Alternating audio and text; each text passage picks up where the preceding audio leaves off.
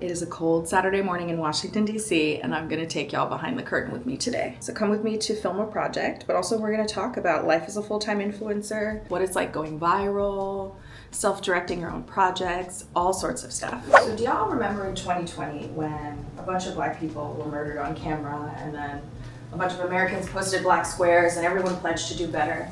Do y'all remember that? That was also the period where corporate America pledged $10 billion for social justice and racial justice related projects, and most of that money never materialized. Like, those pledges were very public and then they said, psych. And another thing that happened during that period was my work went viral. Feed the Malika went viral. And let's talk about it for a little bit, because it's not necessarily the positive experience that a lot of people think. And I know a lot of creators who are always looking for that next viral moment. And I always think to myself, be careful what you wish for. And I misspoke. Corporate America pledged not $10 billion to social justice related programming and racial justice, $50 billion, and then conveniently forgot about those pledges.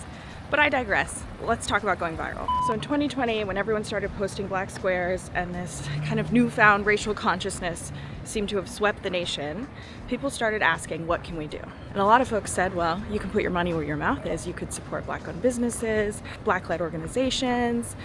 You can read books by Black authors. You can listen to Black people. So in this cultural political moment, a bunch of people started finding the work that I had been putting out about Black-owned businesses and supporting Black-owned and storytelling about all of these incredible places that exist in DC that I hadn't really been seeing covered in major media, or at least not in major food media. So people started sharing my work. They started sharing the resources on my website, my Instagram profile, etc. People with millions of followers, like celebrities I'd never even heard of or really never thought about, shared my work, and everyone said, support Black-owned.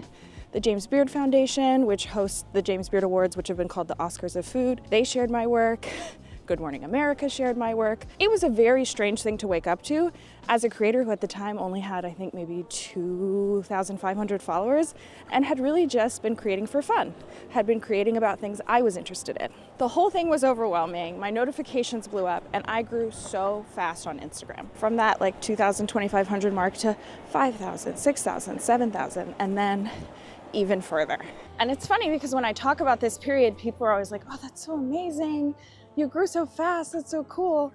And it was cool in a way for people to appreciate something that I cared about and had put my own money and time into. But let me tell you, there were some downsides. One, that much visibility for a creator who's not ready. They might grow and they might have a viral moment, but they might not be able to turn that into longevity. And I worked really, really hard to take the skills I had from my former career.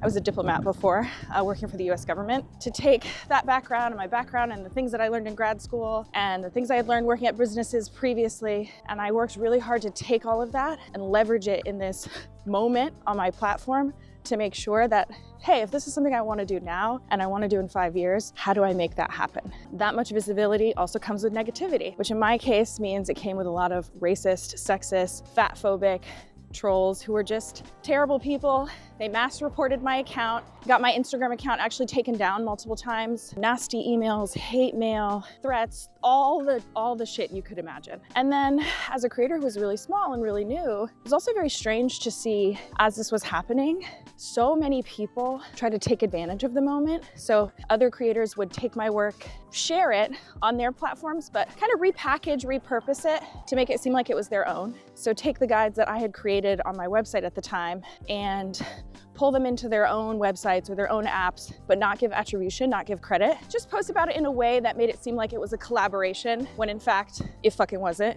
And that was my time and money that went into building those resources. And that wasn't something I tried to spend a lot of energy on at the time because I was worried about other things. But it was very, very strange to see people come out of the woodwork to pretend like, oh no, I've always cared about this and look at this collaboration, when I was like, I don't even know who you are. Like, I don't have your phone number. There were also restaurants at the time who were happy when people, I'm thinking about one case in particular, there was a business in DC, which I had included erroneously in my DC Black-owned guide. And I remember I had included them because for months, way before this particular moment, other Black creators had been sharing about them and tagging them prominently as Black-owned, like sharing a story about this place, huge sticker across the story, love this Black-owned business, whatever, and the business would reshare it all the time. And so they had appreciated the promo, but had never bothered to correct the record that, oh, hey, we're not Black owned. So and it was a mistake, I put them in my guide. And I remember having to have this conversation with people that were like, I think they're not Black owned. And I was like, that's fine, I can take it out. But then other people questioning, well,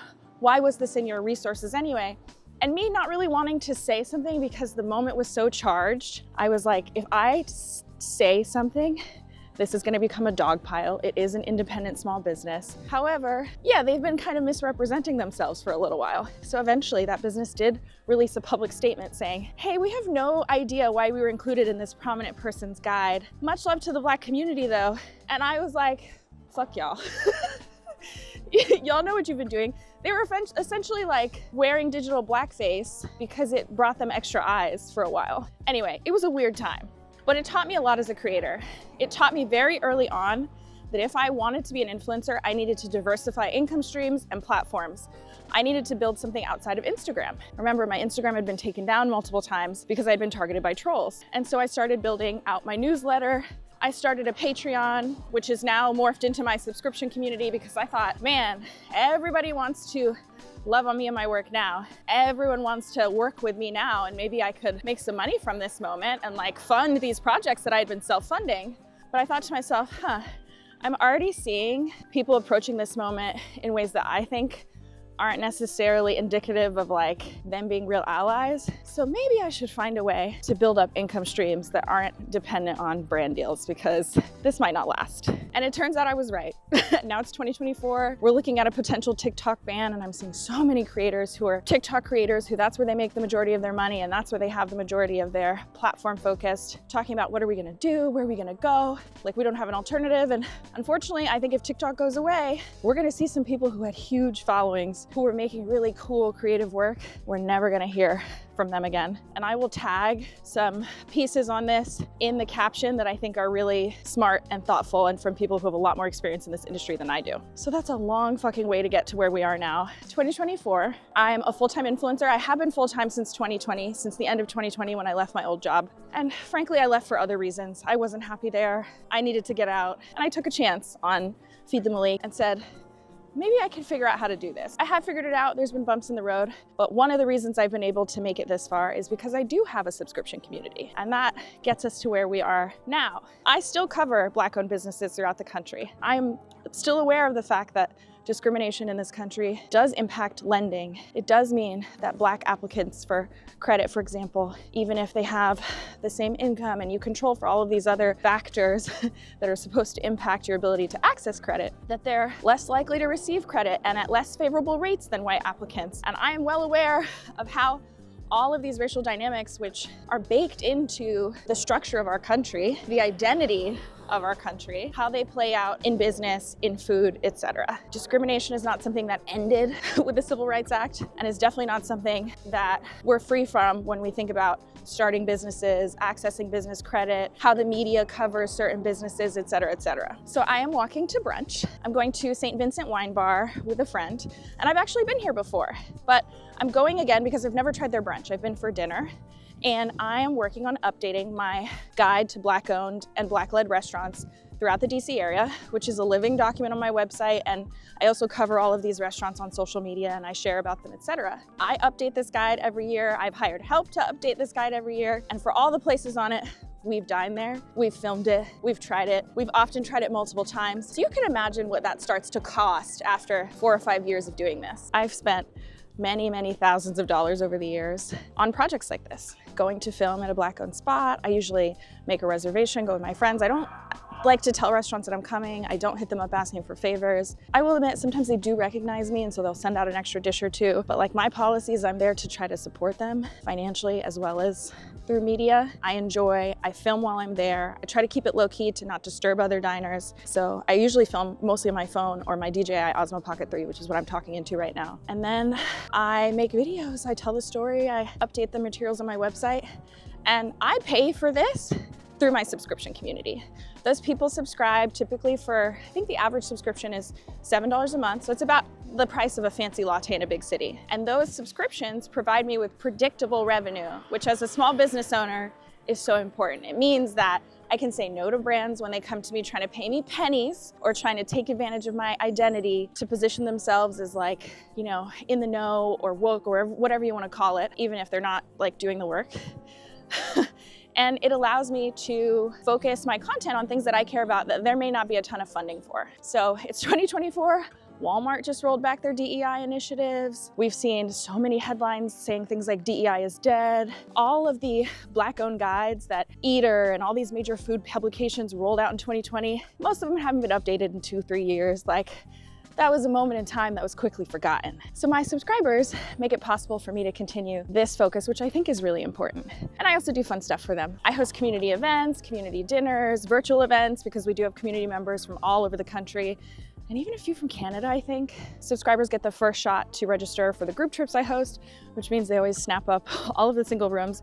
Sometimes they'll sell out a trip without me ever having to share it elsewhere. So we end up having these really private, intimate experiences. I try to give them first look at everything I'm working on as well. So I have an exclusive podcast in that community where they get to see and know about things before they ever make it to the public, et cetera, et cetera. I really tried to build it into a community space. It's been really cool and really hard over the last 4 years to kind of figure that out because I had no blueprint for this, but I am so, so grateful for that community. And today, because of those folks, I'm gonna go have this beautiful brunch with my friend and also film and update this Black-owned guide on my website. Probably make at least 2 social media videos from this one right now for YouTube, and definitely one for Instagram, TikTok, probably post it on Threads as well, just to give you an idea of like kind of the impact of that work. This year, it's early December, but the year's not over. My videos on social media covering Black-owned businesses, Black culture topics, like the Black bucket in my content pillars has reached over 7 million people and rising fast. And it's been like that basically every year since 2020. So it's 2024, 2020, 21, 22, 24. So let's say like 7 to 10 million people a year for 4 years. I don't even have 200,000 followers yet on Instagram. That is impact. And I've had these business owners reach out and say, hey, we get people all the time that found us through you. I've had chefs who like, you really helped change the trajectory of my work. And the best compliment I ever got was I did a profile on a place in Portland. And afterward, the chef owner said, like, watching your video and the way you allowed me to tell my own story, I feel so seen. And I was like, that's what it's about right there. So come on, let's eat this brunch. Let's check out this spot. Let's see if I'm gonna add it to the breakfast and brunch section on the guide on my site. It's gonna be great. All right, I'm late, but I made it. They do have a wine shop. I love their selection, actually. Very cute. They have this covered heated outdoor area in the winter, okay. Because right behind me is where the stage is, and they have live music here. I don't know if it's every night. Frequently, I'm gonna end up putting text on screen with, this is when the live music is. Thank you, this looks beautiful. The waffle, which has sumac strawberries, biscuits and gravy. We definitely got scrambled eggs because I'm weird about soft eggs. I know, but all right, I'm pouring this syrup, girl. The fact that it's so warm in this outdoor seating, even though it's frigid outside, is beautiful. Cut away, girl. Get in there. So polite to only take one small piece. Oh, I gotta see how I feel. Meanwhile, I'm like, get all this food inside my body as fast as possible. I'm so hungry. I slept in because I stayed up last night eating edibles and watching crappy TV, and it was everything the soul needed. Honestly, it was so perfect. I'm starting with the biscuits and gravy. I already know I'm gonna ask for a little extra gravy. Gravy is my, like, the best part, right? All right, we got this bite. The biscuit's good. It's got some height to it. It's really light on the inside, but it's crispy. Gravy's good too, it's flavorful. I'm gonna ask for extra gravy. It's a good gravy though, dang. Okay, one thing I do like about this place is QR code ordering, but there is a method using the QR code to call someone to your table to ask questions, or to check on you, or to bring water and napkins and stuff rather than just get food. Smart, it's a smart setup. This waffle's good, y'all. They also have a stuffed French toast, but we couldn't order it because it has too much dairy for my friend's stomach. Uh-oh, take your Lactaid. So like I mentioned, I've already eaten here before, but I haven't been here for brunch. And if I'm going to recommend this place on my website or on social for brunch, I have to try it first. And I think our brunch was about $90, just to give y'all an idea of what it takes as far as financial resources to build out the guides that I have. This particular guide on my website, I think has like 20 to 25 places on it. I think closer to 25. That's the cost of going to all of those, some of them more than once. And then the cost of going to all the ones that we tried that didn't make it on there, which is dozens and dozens and dozens and dozens.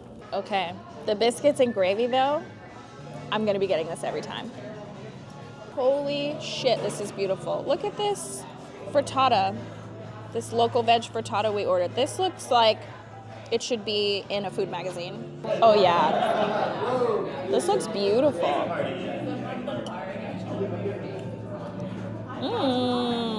Okay, this is the frittata. Ooh, good. It's very like rich and herby. It's heartier than I thought it would be for a frittata. Okay, just come here for brunch, bitches. And if you made it this far, follow me and all that shit.